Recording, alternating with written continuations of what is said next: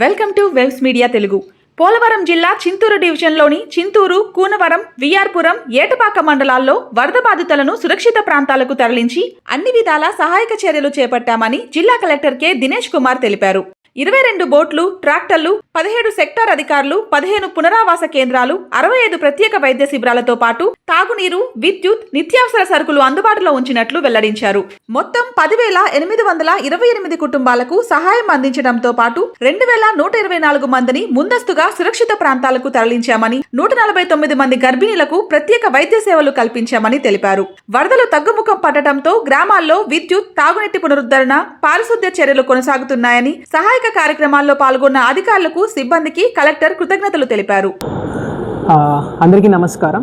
మనకి గోదావరిలో వచ్చినటువంటి వరదల కారణంగా చింతూరు డివిజన్లో ఆల్మోస్ట్ మనకి సుమారుగా ఒక 90 హ్యాబిటేషన్స్ ఇంపాక్ట్ అయ్యాయి.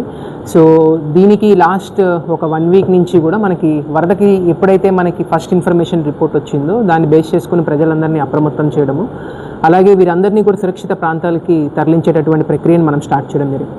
సో దీంట్లో ఒక 118 రీహాబిలిటేషన్ సెంటర్స్ పెట్టాము.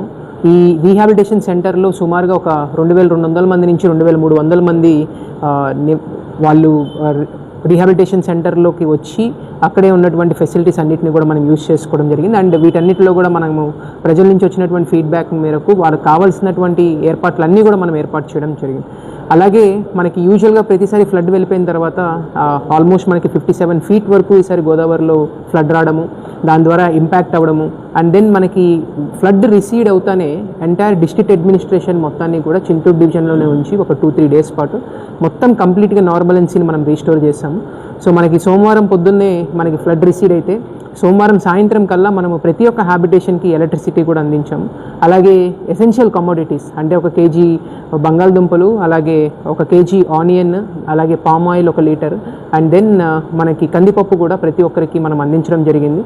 సుమారుగా 11,900 మందికి మనం ఎసెన్షియల్ కమోడిటీస్ని మనము ఇవ్వడం జరిగింది. సో బికాజ్ వీళ్ళందరినీ కూడా మనము ఇంపాక్ట్ ఉన్నటువంటి హ్యాబిటేషన్స్ కింద, పీపుల్ కింద మనం గుర్తించాము.